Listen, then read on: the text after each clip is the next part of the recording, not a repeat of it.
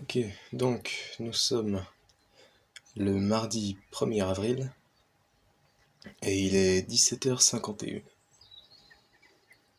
Alors, hier j'ai fait dans la même position, même structure, même système, un autre vidéogramme.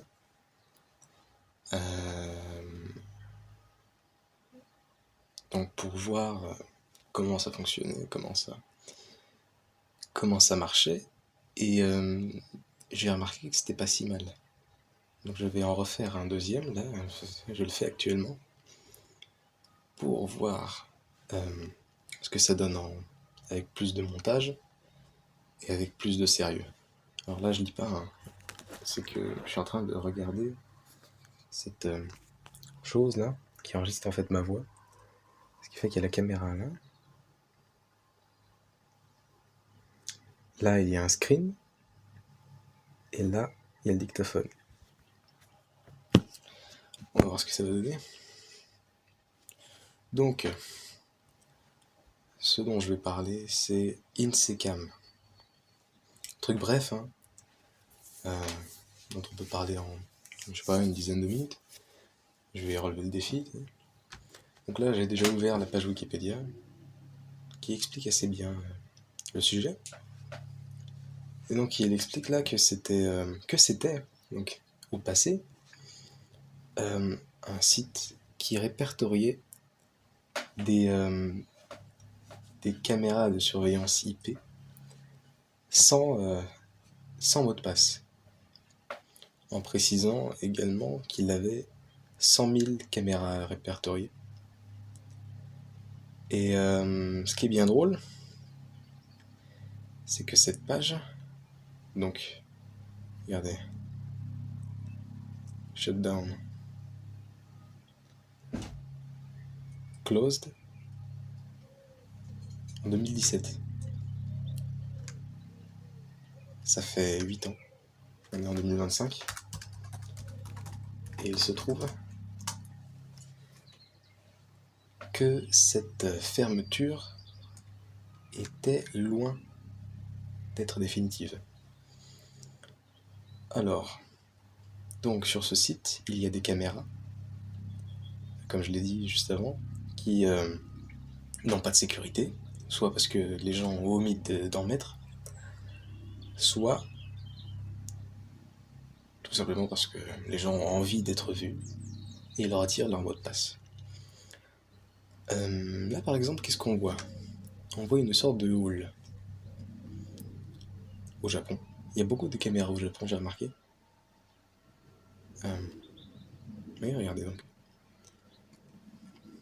Qu'est-ce qu'on peut voir là? Est-ce qu'il y a des...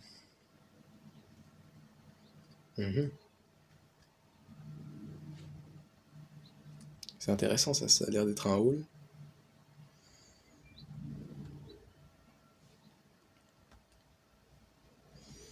Donc je vais pas me tenter à essayer de faire une recherche avec la latitude et la longitude, mais a priori on pourrait retrouver quel hôtel c'est, avec l'adresse IP, etc.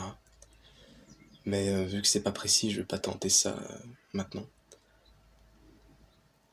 Ce qui est intéressant aussi, c'est les tags. C'est-à-dire qu'on peut naviguer par tag, par places. Donc là on a une ferme, là on a des hôtels, des maisons. HQ, j'ai aucune idée de ce que c'est. Des zones industrielles, des choses intéressantes, des cuisines, des lacs, des paysages, etc., etc. Il y a plein de choses. Et oui, aussi des choses pour vérifier, enfin, pour suivre la météo. Donc des paysages encore souvent. Et ce qui est amusant, c'est qu'on peut aussi naviguer par endroit. Tenez. Donc là, en France, il y a 86 caméras répertoriées. Vous pouvez en faire partie. Tenez. Je voulais voir hier s'il y en avait en Mongolie. Il n'y en a pas. Il n'y en a pas en Mongolie. Chypre. Allons voir ce qu'il y a en France. Parmi ces 86 pages. Celle-là est bien fluide. On voit un berbère. On voit des gens passer. On voit des gens passer, c'est assez drôle.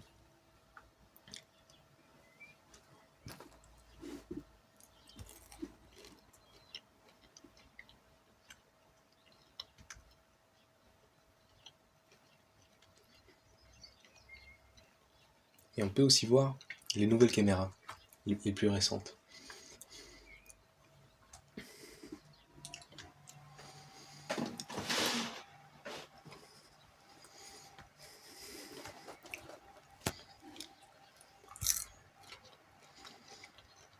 Évidemment, il y en a beaucoup aux États-Unis, mais pas que. Regardez ça par exemple. Ça m'étonnerait fortement que ce soit quelqu'un qui ait volontairement retiré le mot de passe.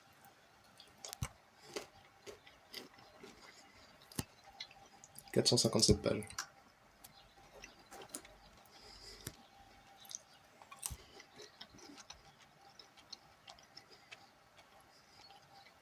Ce qui est appréciable.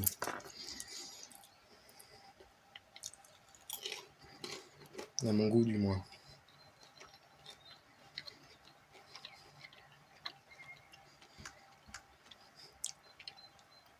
Donc regardez là par exemple. Donc on peut accéder, bon c'est pas évidemment toujours c'est pas évident toujours à manipuler, mais on peut accéder directement donc aux pages de gestion de ces caméras. Ce qui est assez pas inquiétant, mais impressionnant.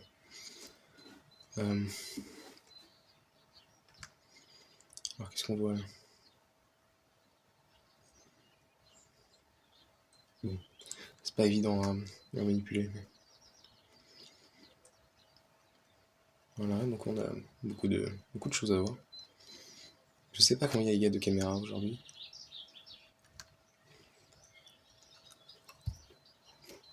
Pas 100 000, je pense pas.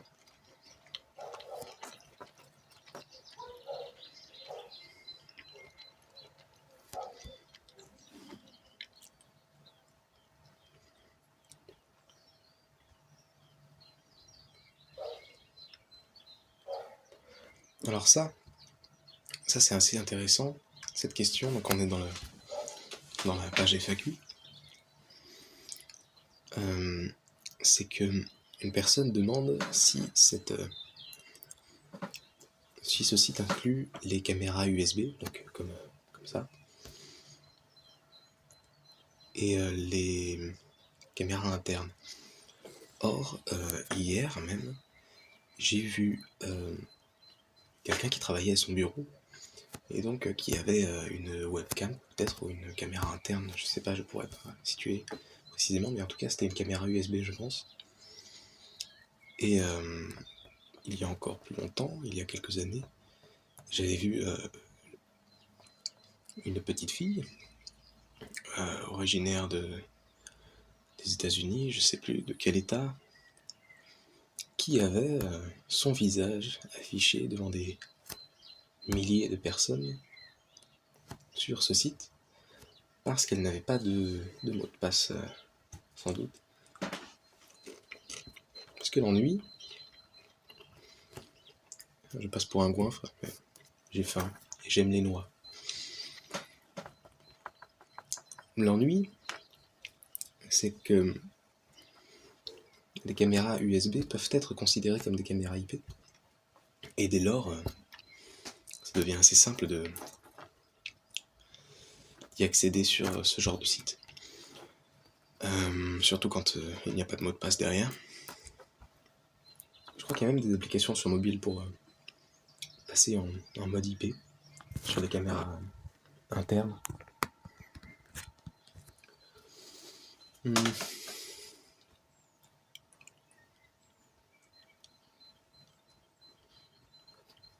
Qu'est-ce qu'on voit d'autre là?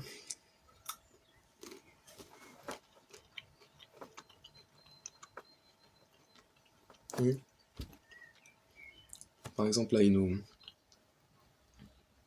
propose d'aller sur Shodan, qui est un site qui répertorie aussi également tout ce qui est accessible en outre sur le web libre, à partir d'un navigateur plutôt, donc sur le réseau internet. Et c'est Shodan, oui, c'est un outil assez intéressant en ce sens. Maintenant, je vois qu'il est 10 minutes sont passées, sont écoulées, j'ai assez bien présenté, je pense. Quand j'ai présenté comme je le pouvais. Maintenant, je me disais qu'on pourrait peut-être aller voir quelque chose de plus épicé, pimenté. Par exemple, alors, j'ai pas de lien ici, donc je vais aller comme un débutant sur un de ces sites-là, qui fonctionne pour avoir une porte d'entrée. Alors donc, je suis sur quoi? Sur quel système d'exploitation? Je suis sur Tails. Alors Tails, c'est quoi? Tails, c'est un système d'exploitation qui est adapté à 100% à l'anonymat en ligne. Donc c'est un outil qui est très très intéressant pour les lanceurs d'alerte, pour les habitants de dictature qui seraient désireux de pouvoir accéder au monde extérieur d'une manière anonyme. Et donc ce système-là nous permet d'accéder à des outils comme le navigateur Tor, qui est le navigateur par défaut sur cet outil. Et ce qui est assez intéressant, c'est la fonctionnalité qui m'a attiré personnellement, c'est que on peut mettre Tails sur une simple clé USB, une petite clé tout simplement de 32 gigabits par exemple. Je crois que la limite, le minimum c'est 8 gigabits, il me semble. Et dans ce cas-là, vous mettez le fichier image, et vous mettez... non, c'est pas fichier image, en fait, faut prendre le fichier image, aller sur Balena-Etcher. Enfin, je crois qu'ils ont un autre que Balena-Etcher, parce qu'il me semble qu'il y avait des failles dans Balena-Etcher, et donc il y a quelques mois, ils ont modifié leur fournisseur. Et donc, vous pouvez rendre votre clé USB bootable, c'est-à-dire que vous éteignez votre ordinateur, vous mettez la clé USB dedans, et ça fonctionne sur n'importe quel ordinateur, tant que c'est le bon système d'exploitation. Donc moi c'est Windows, j'ai pris le fichier ISO qui allait avec la construction Windows, donc vous la mettez dans votre ordinateur, vous allumez l'ordinateur, et dès lors vous vous retrouvez sur cette mise en page. Donc vous avez accès à tout un tas d'outils très intéressants.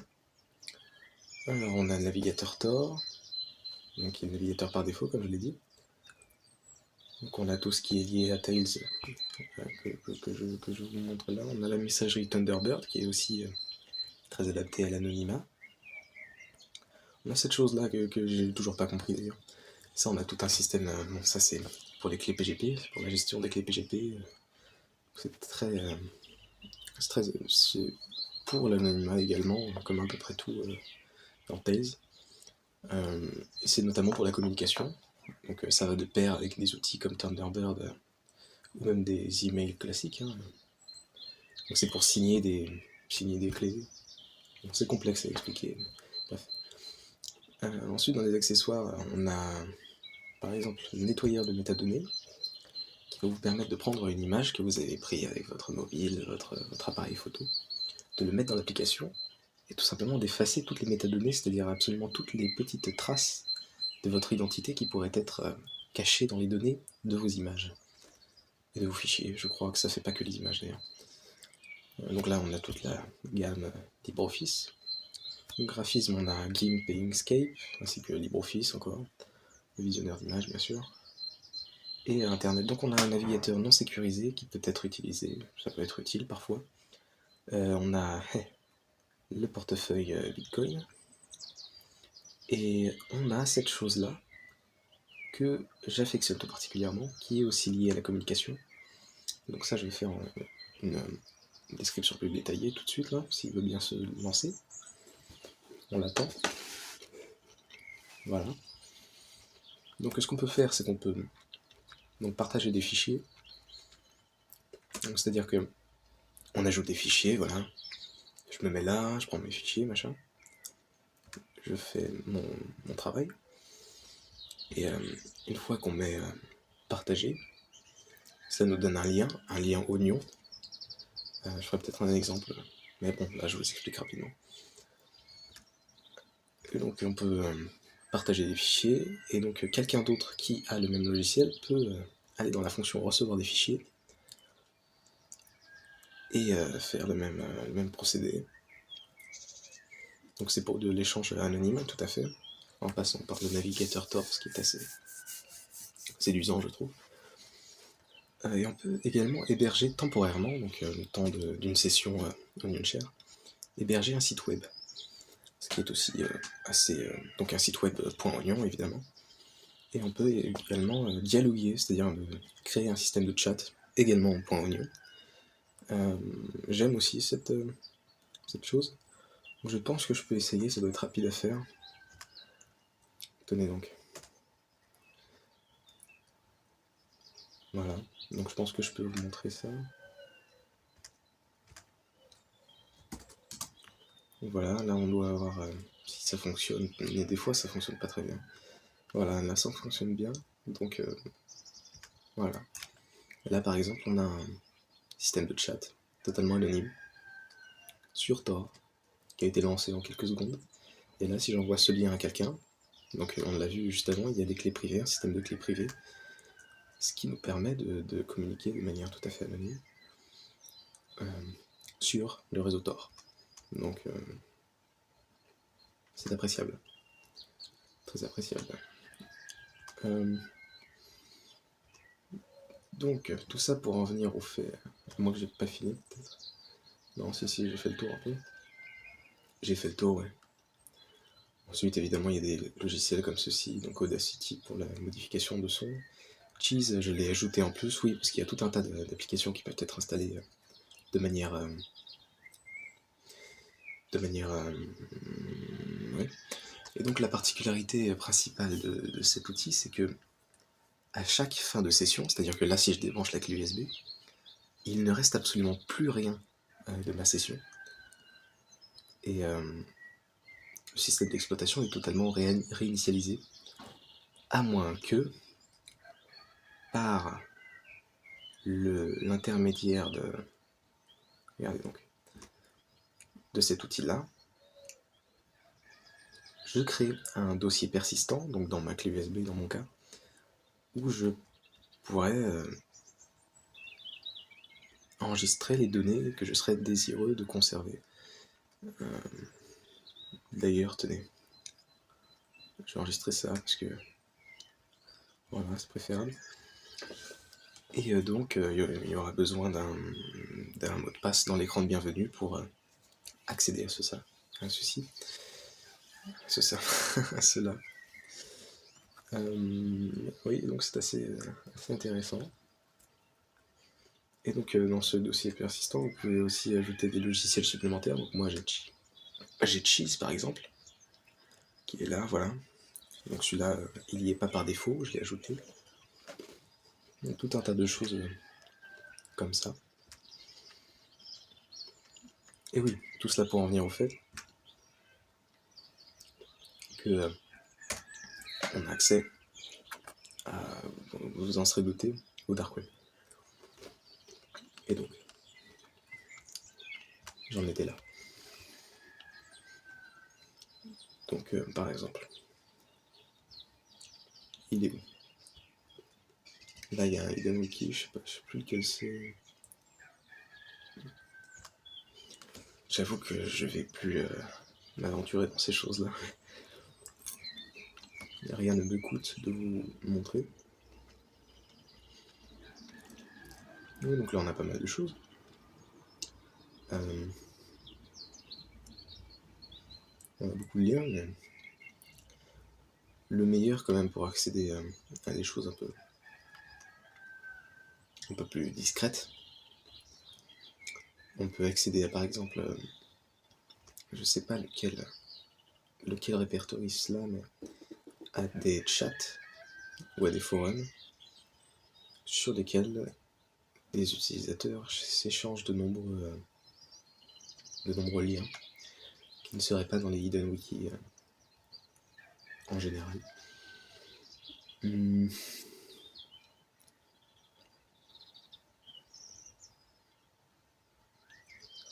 Je pensais surtout à Black Hat Chat, dont je suis un grand fan.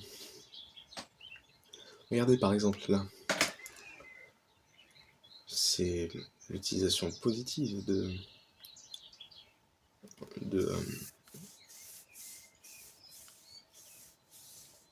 Dark Web, c'est que, regardez là, qu'est-ce qu'on a? On a Bible for You, qui est là.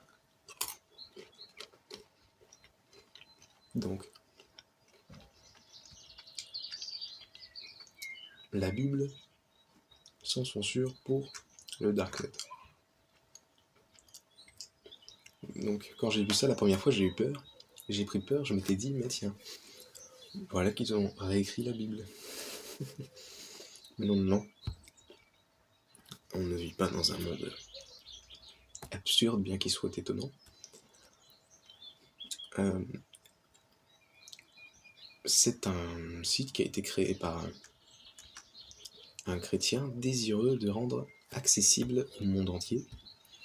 On voit que c'est Morzeux, l'auteur.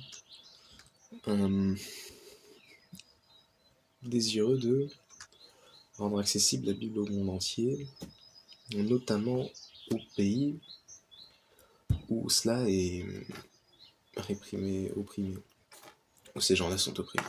Enfin, les chrétiens, je veux dire.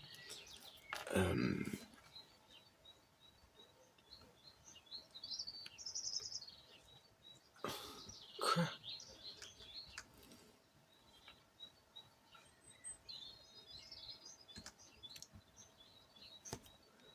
Bref. Donc oui, il y a tous les écrits dans toutes les langues. Je sais pas, qu'est-ce que je suis parti m'aventurer là-dedans. Voilà. Donc là, on a toutes les langues,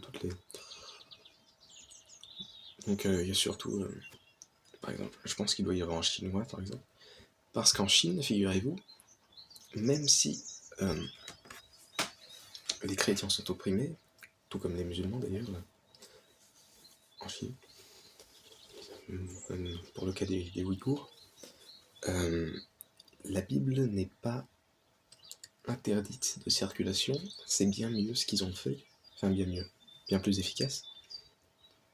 Ils l'ont modifié pour inculquer les valeurs communistes, du parti communiste chinois en tout cas, entre les pages de la Bible. Donc voilà.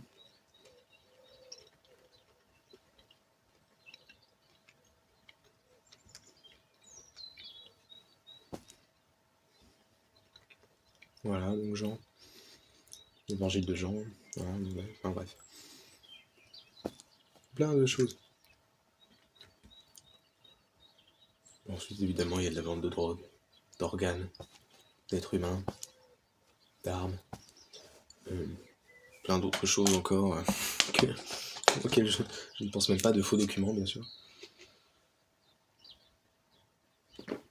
Des produits divers et variés.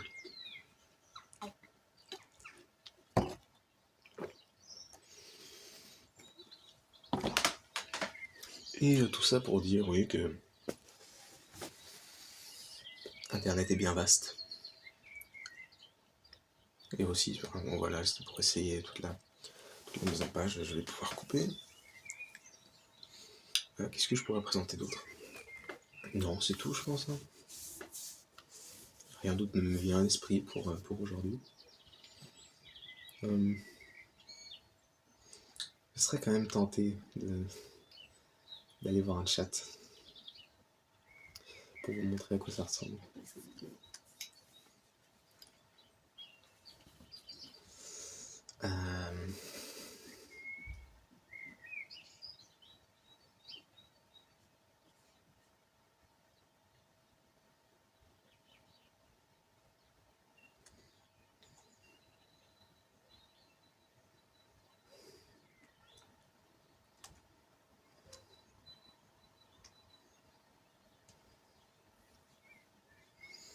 Oui, donc ouais, il y a toutes sortes de choses, hein, plus abominables les unes que les autres, mais il y a aussi des choses belles, enfin du moins faites de bonne volonté.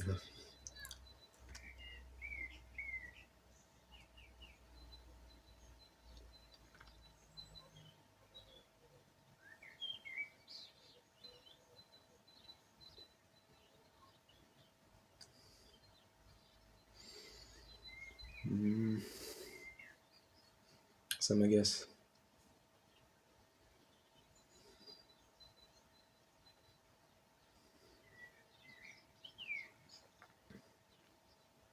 Radel, j'ai jamais entendu parler de ça, tiens. On va peut-être découvrir quelque chose. Condition que ça marche, c'est peut-être pour ça que j'en ai jamais entendu parler. Bon voilà, c'est pour ça que j'en ai jamais entendu parler. Donc, quoi d'autre? Facebook, ça celui-là il marche, c'est un miroir. Donc il y a souvent ce terme qui est utilisé, c'est le terme de mirror. Donc il y a des mirrors de Reddit, beaucoup d'ailleurs. Il y a Dread, il y a plein de choses qui sont des miroirs en fait de réseaux sociaux, c'est-à-dire que c'est l'exacte copie, la copie conforme d'un réseau social ou d'un site, destiné aux utilisateurs désireux d'anonymat, de confidentialité. Donc là on a Facebook par exemple. Mais ça dépend, enfin c'est très varié parce que là par exemple Facebook c'est Meta qui le fait, c'est Meta qui tient ce site là. Tandis que par exemple Dread c'est pas du tout Reddit, c'est des gens indépendants qui ont décidé de faire un miroir de Reddit. Donc évidemment il y en a plein de 4chan, enfin évidemment il y en a énormément. Parce que ça suit le principe en fait de 4chan.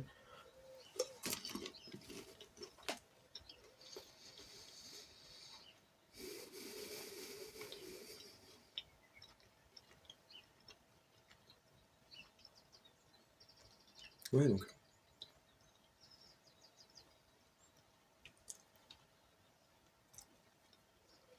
plein de choses. Hein. Ah oui, des uploaders d'images, choses de ce genre. Ouais. Ça m'agace de ne pas trouver Black Hat Chat. Ah oui, puis il y avait Torch aussi qui était pas mal. Mais j'ai plus le lien. J'avais un fichier avec tous les liens nécessaires à naviguer de manière plus correcte que ça, qui est tout à fait amateur. Qui est tout à fait amateur pour tout simplement bénéficier d'un accès global au réseau Oignon. Bien qu'évidemment on n'aura jamais tous les sites s'ils n'ont pas été répertoriés quelque part, évidemment on ne pourra pas y accéder.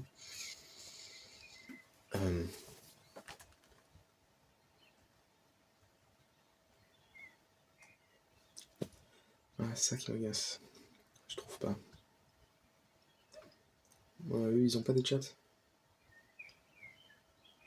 Bon, bref.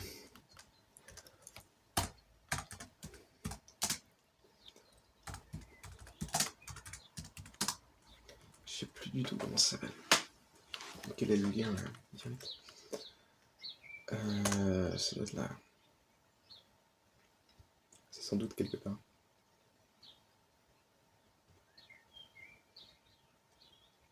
Voilà.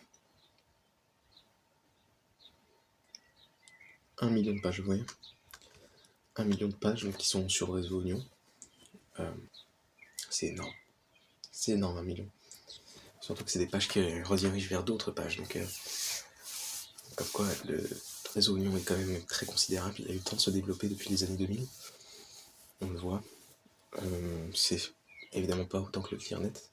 Mais sachant que c'est seulement la partie émergée du réseau Oignon, vu que la grande majorité des pages Oignon ne sont évidemment pas répertoriées. Donc là, il y en a 1 million qui sont répertoriés, c'est très, très impressionnant. Je n'avais pas eu vent de ce nombre auparavant. Donc je le découvre en même temps que vous. Voilà. Donc là, on a peut-être le Black Hat Chat, le fameux. Voilà. Qui base?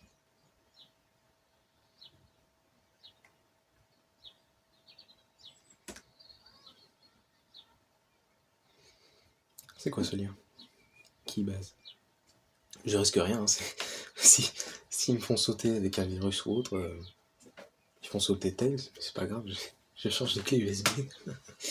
Ça coûte quoi? 5 € une clé USB? 7? Par rapport au temps qu'ils ont passé à faire des virus, c'est insignifiant. Bah, on ne trouve pas mon...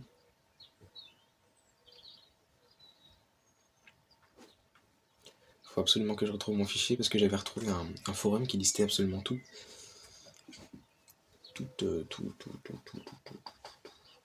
Tous les outils connus en fait qui étaient répertoriés par ce forum, donc par les utilisateurs. Et oui, il y en avait vraiment énormément pour le coup. Enfin, là, c'est rien ce qu'on a par rapport à ce qu'on peut trouver sur des forums ou autres. Ouais, bref. Bon, j'en ai beaucoup montré déjà.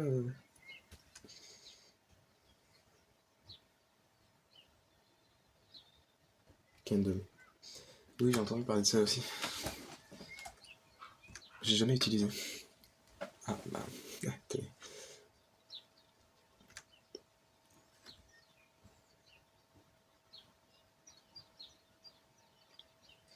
Bon. Le problème avec Torch, c'est qu'il dit 1 million de pages, mais il y en a beaucoup qui sont en ligne. Non pas que les sites n'existent plus, ils ont tout simplement changé d'URL, peut-être par à cause de problèmes avec les autorités, ce qui arrive souvent. Hein. Vous en doutez, par rapport aux produits qu'ils vendent, ce genre de choses, c'est assez vite arrivé hein, avec les fédéraux. Donc qu'est-ce que je voulais... Attendez, je m'alimente un peu.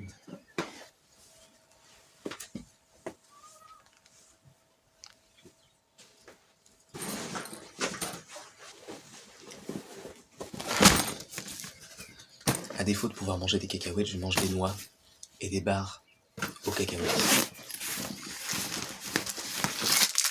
Voilà.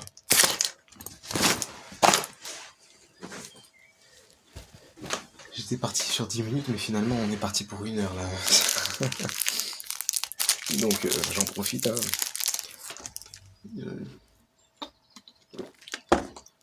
Faut bien que je m'alimente, hein, que je me nourrisse. Hein, sinon ça va pas le faire. Alors.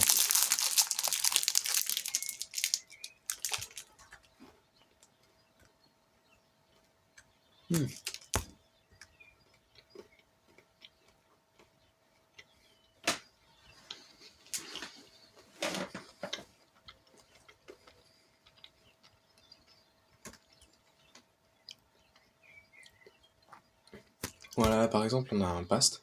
C'est-à-dire que là, je peux mettre quelque chose donc à ma guise. Par exemple, là.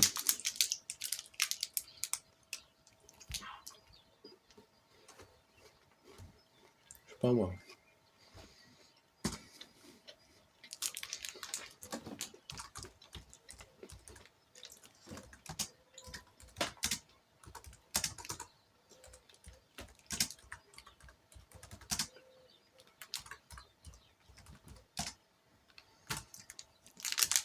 par exemple.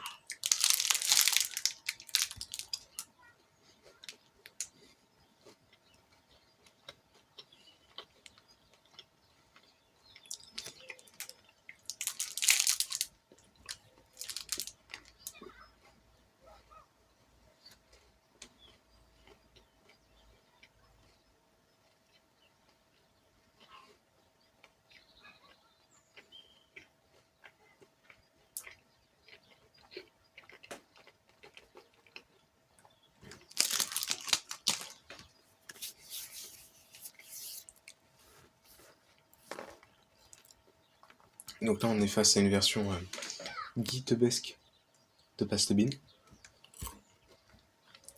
Donc on peut mettre préciser le nom de notre notre langage informatique qu'on utilise. Donc moi, en l'occurrence, c'est du texte. Je mets quoi?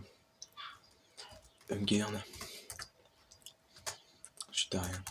Je suis complètement fou. Stern. Berg. On peut mettre un mot de passe.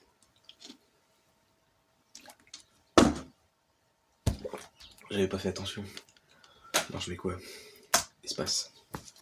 Parce que espace c'est quoi? C'est le mot de passe de mon ordinateur.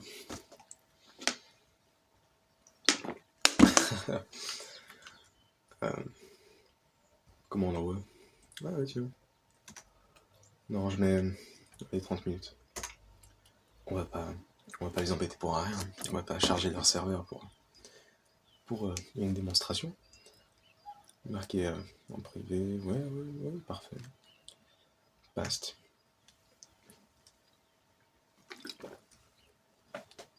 Voilà. Je peux même le modifier. Ah non. Ça veut dire que quand c'est public, on peut modifier. Attendez. Ça c'est curieux ça. Test.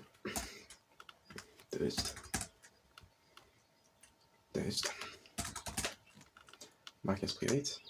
Non. Je retire ça du coup. Et je passe pour 30 minutes. Et là du coup je peux modifier. Oh. Attendez, est-ce que je peux modifier si je change d'identité? Par exemple que je me mets comme ça. Donc nouveau serviteur pour ce site. Donc je change d'identité littéralement.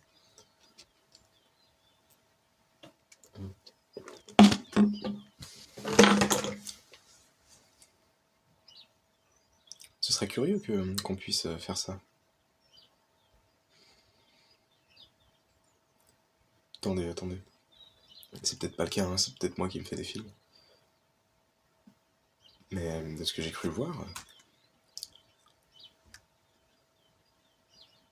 oui, c'est collaboratif. C'est intéressant. C'est comment ça s'appelle? Non, j'étais où? Stronghold. Intéressant. Voilà. Donc évidemment, on peut accéder au ClearNet, tout ce qu'on veut, et on fait des recherches avec DuckDuckGo, c'est-à-dire que là, si je marque quelque chose au pif, donc voilà, alors ça me le mettra sur DuckDuckGo.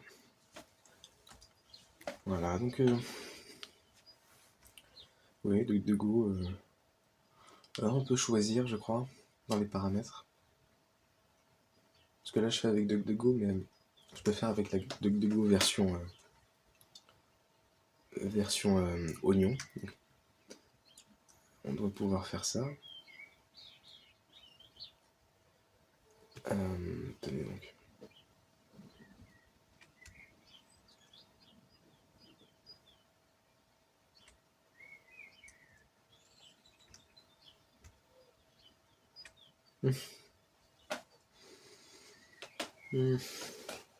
Oui, voilà, donc. On doit sans doute pouvoir faire ça, j'avais vu ça quelque part, mais ça n'a aucune importance. Ouais, donc voilà. Et après, ce qui est... Enfin, c'est un petit tip, hein, c'est un petit tuyau. Si vous voulez accéder à une IA, alors, ChatGPT ne sera pas accessible, étant donné que vous êtes totalement anonyme, et ça, il n'aime pas. Il n'aime pas l'anonymat, tout simplement, parce que ils n'ont rien à revendre aux tiers.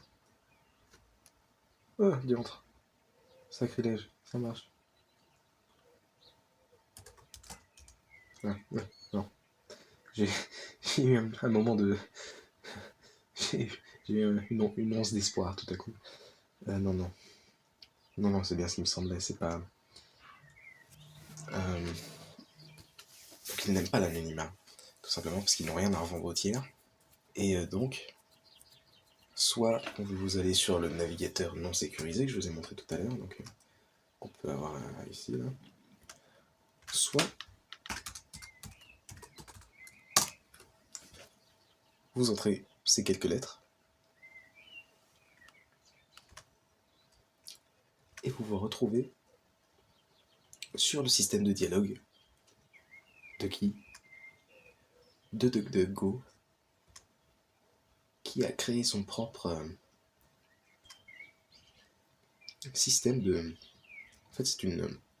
En gros, ils ont fait des contrats, fait des accords avec des propriétaires d'intelligence artificielle, de chat, afin de pouvoir faire bénéficier leurs utilisateurs de plusieurs modèles de chat. Et donc de pouvoir les comparer par la même occasion, parce que voilà, GPT, il y a Llama, il y a Claude, il n'y a pas le chat, Macron serait déçu. Il y a Mistral, il y a O3 Mini qui est très intéressant. O3 Mini est vraiment très très intéressant. Donc voilà, il précise aussi si c'est open source, si c'est... Voilà, c'est très complet. Au-delà de ça, oui, je pense qu'on a fait le tour. Hein. On a fait le tour. Donc là, évidemment, il y a les débloqueurs qu'on peut désactiver, activer à notre guise.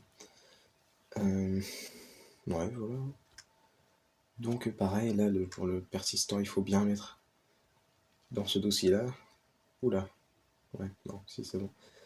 Il faut bien mettre dans ce dossier-là.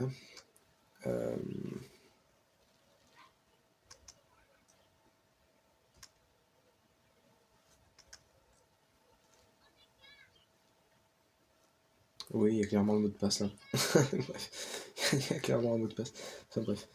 Donc il faut bien mettre dans le persistant, sinon parce que si vous le mettez là et que vous éteignez votre ordinateur ou qu'il s'éteint tout seul, par malheur, vous perdrez absolument tout. Sauf si vous le mettez là, ce sera automatiquement sauvegardé dans le stockage persistant et vous n'aurez plus qu'à l'ouvrir dans votre prochaine session. Maintenant, si vous voulez être totalement anonyme, vous pouvez tout simplement désactiver le stockage persistant avec un simple bouton et vous n'aurez plus que Amnesia, donc c'est un système amnésique. Tout fonctionne sur la mémoire vive. Donc, rien n'est conservé. On pourrait éventuellement prendre votre ordinateur, le refroidir, pour essayer de récupérer des informations, mais je ne pense pas que vous fassiez des choses qui pourraient amener la NSA à venir chez vous, à prendre votre ordinateur et le mettre dans un frigo. Donc c'est assez bien quand même. C'est même très bien. Donc voilà, j'utilise ce système depuis plusieurs mois maintenant. Je pense que ça va faire 1 an maintenant. Le seul bémol, c'est qu'il est sur la liste rouge.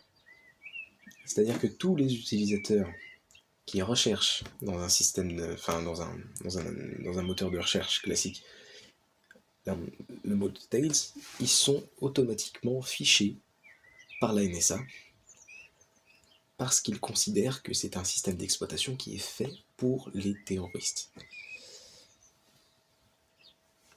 Voilà, je suis fiché. Bon, je m'en fiche. Je m'en fiche d'être fiché. Tout simplement parce que j'ai rien à faire de mal, j'ai rien à me reprocher. Et je pense qu'ils sont au courant de mes activités, hein, de toute manière. Donc je n'ai rien à craindre, en outre. Bref, voilà donc. J'aime beaucoup les noix. Elles sont pas mauvaises. Même s'il y en a plusieurs qui sont un peu moisies. C'est pas grave. Bon bref. J'ai pu prendre un peu de temps pour filmer cela, pour expliquer quelques petites choses. Donc on a pu voir Insecam, présenter Tales, un peu le Dark Web. Très vaguement. Voilà. Ça fait 3/4 d'heure. Heureusement ça fait pas 1 heure. J'aurais pas pu faire des importations et uploader. Donc en outre, en conclusion, il y a beaucoup d'outils intéressants qui sont accessibles gratuitement, je le rappelle, hein, parce que je n'utilise rien de payant par des outils physiques, hein, bien évidemment. La clé USB est payante, mais ce qu'il y a dedans est gratuit, bien sûr.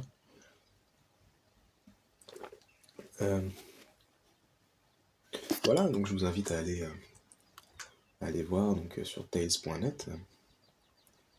Tails.net. Oui, c'est ça. Il est dans un guide en fait. Maintenant, mettez un VPN ou autre parce que du coup vous allez être fiché si vous mettez ça.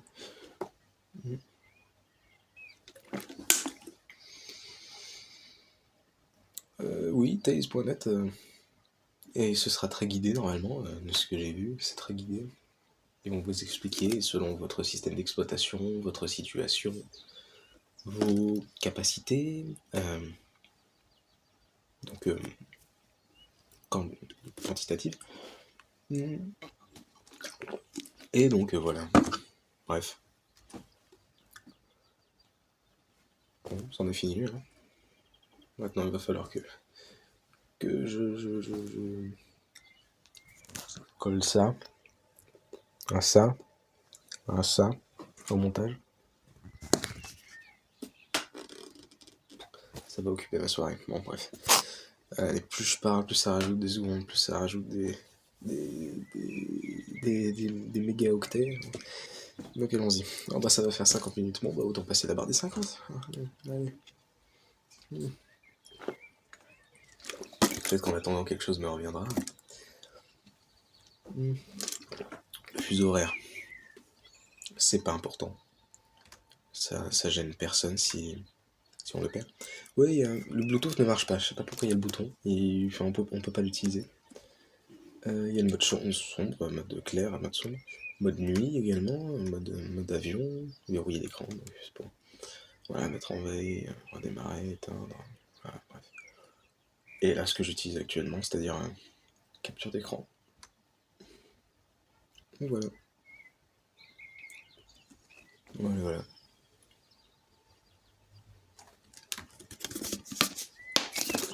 Allez, j'éteins.